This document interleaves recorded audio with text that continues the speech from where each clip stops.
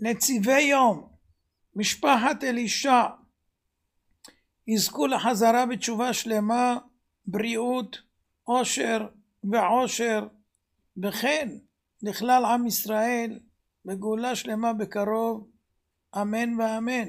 אמן. רפואה שלמה והצלחה בניתוח לשני בת 7, אמן. אמן. לעילוי נשמת דינה בת מירה וניסים לוגסי, מנוחתה עדן שהיום פקודתה, אמן. אמן. מסורת ומנהגים בפסח. חובה על כל אחד ללכת בדרכי אבותיו וריבותיו, לא לסור מהם ולא לשנות מאומה, וזאת לא רק במנהגים שיש להם יסוד בהלכה, אלא בדברים שהם חומרה אין לנטות מהם בכלל. הארי הקדוש אומר יש להחמיר את כל החומרות בפסח. רבים מגדולי ישראל הקפידו לא לשנות מאומה ממה שהחמירו בעבר, במניעת מאכלים שונים, גם במאכלים שכיום יש עליהם השגחה מהודרת.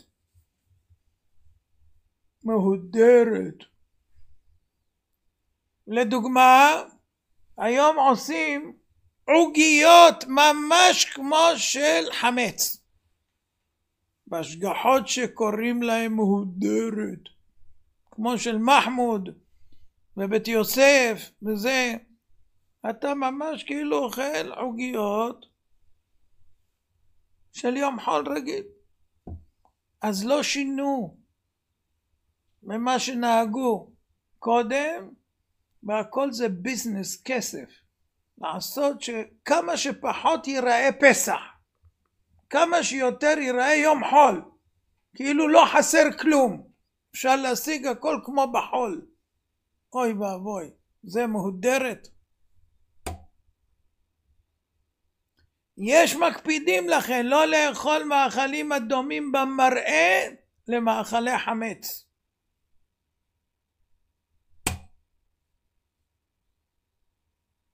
יש נוהגים לא לאכול מאכלים מבושלים בפסח בבתים אחרים. אדם לא יודע מה הקפדות, מקפידים, לא מקפידים. בכלל היום שאנחנו יודעים שיש נבילס וטרייפס, זה בכלל. יש נוהגים לא לשאול ולא להשאיל כלי אכילה מיוחדים לפסח. כל בן אדם או יגעיל את כליו או יקנה כלים חדשים ויטמינם לאחר הפסח לשנה הבאה. זה הכי טוב. אם אין לו כסף יחסוך במשך השנה ויקנה, או כל פעם יקנה, כל שנה יקנה כלי אחד אם אין לו. בקיצורו של דבר, להשתדל לא לקחת מאחרים ולא לתת לאחרים. אין לאדם למהר לשנות מהמנהגים הקבועים בבתי אבותיו מדור דור בכל הנוגע לפסח, גם אם לדעתו יש מנהגים מעניינים יותר. בא לו על איזה מנהג חדש, הוא שמע שיש ככה וככה.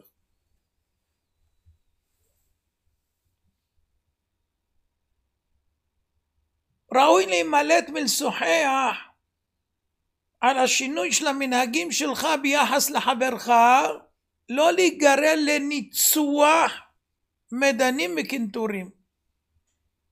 מה אתם עושים את זה? מה קרה לכם? מה הבעיה? אני לא מבין מה הבעיה. אתה יכול... לא להיכנס לזה, כל אחד יעשה מה שיש לו מנהג אבותיו בידו וימשיך בזה. אל תשיג גבול עולם אשר גבלו ראשונים, ושלא יהיה בבחינת פורץ גדר ישכנו נחש. ושאל אביך ויגדך, זקניך ויאמרו לך, ואל תיטוש תורת אמך. הרבה פסוקים נאמרו בזה. יש שאינם אוכלים מצה שרויה, ויש אוכלים מצה שרויה. תימנים אוכלים, אשכנזים יש כאלה שלא אוכלים. ויש שמחלקים בין מצות יד למצות מכונה. מצות יד אפשר ללוש את זה יותר ויותר, ובמצות מכונה יכול להיות שנשאר שם קמח קצת, אולי משהו, לך תדע. אז יש מקפידים בזה. גם הנוהגים לאכול מצה שרויה, יש נזהרים לא להשרות מצת מכונה במים, ובפרט במים חמים. ומי שנאלץ להשרותם, מחמיר לאכול אותם תוך דקות בטרם יגיעו לשיעור חימוץ. ממה שאנחנו ראינו סרטונים ששלחו לנו אנשים שנוכחו במקומות שעושים מצות מכונה וכולי, הלכלוך מסביב והאבק שעף באוויר וכולי, קשה מאוד לסמוך על מצות מכונה בכלל, עם ההידורים שיקראו להם בכל השמות. כי בשביל לנקות מכונה שעוברת בסרט נע, זה ייקח שעות, ובין חי רגעים לחי רגעים, אנשים לא עובדים ומנקים את כל המכונה לגמרי.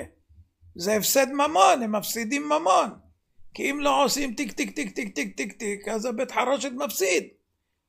ובשולי המסוע והזה, הראו לי סרטונים של אנשים שהיו, תראה כמה חמץ, כמה זה. ואם לא עושים וקום ששואב את כל הקמח שעף באוויר, הכל נוחת על המצות אחר כך. ואתה בא אחר כך לאכול שרויה, ויש לך פה קמח, ויש לך פה מים שאתה שם בשרויה, שורה את זה במים או בתבשיל, ונהיה בלגן.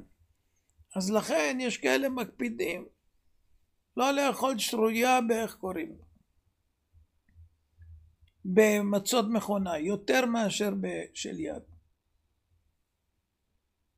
יש מגדולי ישראל שלא הקפידו על מצה שרויה, אבל הקפידו כן שלא לשרותה במים רותחים. המקפידים לא לאכול מצה שרויה, אתה מקפיד? אז תיזהר לייבש היטב עליה חסה שאתה אוכל עם הכורך. אז אתה כל הפסח יש לך מנגינות, כאילו אתה אוכל ביבש וקראת קראת קראת קראת קראת קראת. אשכנזים זה בעיה, הכל ביבש.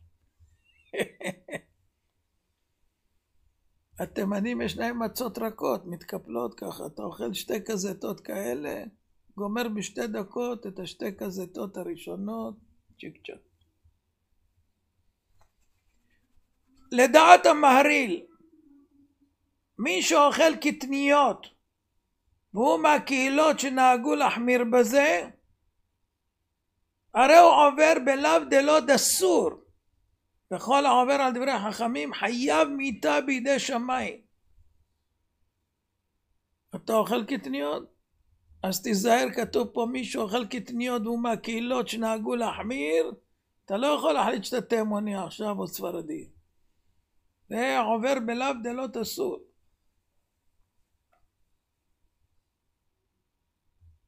הייתי פעם במקום שעושים מצות מהודרות. מהודרות. זה היה מצות של מחמוד. מהודרות, כן? לא היה להם מים שלנו. אז מה הם שמו? מבקבוקים של מים. מעיינות. זהו, במקום מים שלנו. זה נקרא מהודרת. השם מרחם. יש נוהגים להכין דגים, עופות, מוצרי חלב וכדומה מערב פסח לכל ימי החג. בחסידים ואנשי מעשה נוהגים לשטוף לפני פסח את הדברים שהם קונים לכבוד החג. ויש נוהגים לנגב את בקבוקי היין, השמן, השתייה וכדומה, לפני שמעמידים אותם על השולחן. ויש שמזדרזים לנקותם מיד אחרי הקנייה. למה? נדבק בזה לפעמים, או אנשים אכלו, והיה להם שומניות מהאוכל שהם אכלו, מהסנדוויץ', ונגעו בבקבוק, ואחר כך מוכרים את זה, אתה מביא את זה הביתה. כשאתה לוקח אחר כך את הבקבוק נגיד, ואתה נוגע באותו מקום שהוא נגע, ויש שומן חמץ כזה או משהו כזה, ואתה בא לאכול עכשיו את המצה ומשהו, זה חונג'רי בסטרי. יש כל מיני בעיות שעלולות להיות. יש מדקדקים לקלף כל פרי וירק לפני האכילה בימי הפסח. למה? משום שיש מדינות רבות מושכים גלנץ על קליפות תפוזים, אשכוליות, לימונים, וזה עשוי מקטניות, וראוי לרוחצם במים וסבון. יש כאלה מקלפים לגמרי, אבל בגלל, אתם יודעים שיש הברקות ומריחות וכל מיני דברים כאלה, סתם ככה זה יכול להיות גם בעיה. אנחנו לא אוכלים משגחות מסוימות בגלל שהם לא עושים סינתטי, ויש חלק מהם שזה עשוי אפילו מדם של חרקים.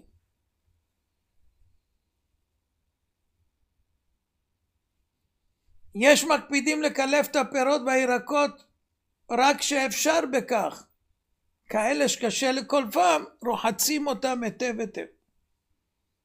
המדקדקים במצוות נזהרים לא לאכול בפסח מאכל שנפל על הרצפה מבלי לקלפו.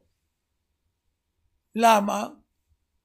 שטפנו את הרצפה, קרצפנו את הרצפה, מה הבעיה? הבעיה שאתה באת מבחוץ, וכולם באו מבחוץ, ואתה דורך ברחוב, וברחוב יכול להיות שדרכת על חמץ, לא כולם מקפידים לרחוץ את הכבישים ואת המדרכות והכל. ואז אתה נכנס הביתה, יכול להיות שמשהו פרש מתוך הנעליים וכו', יכול להיות שזה גם שומני ואחר, ואתה נפל לך כלי או פרי או משהו על הרצפה, לך תדע, אולי שהרי אנחנו מחמירים במשהו חמץ. אז לכן המדקדקים במצוות נזהרים לא לאכול בפסח מאכל שנפל על הרצפה מבלי לקולפו.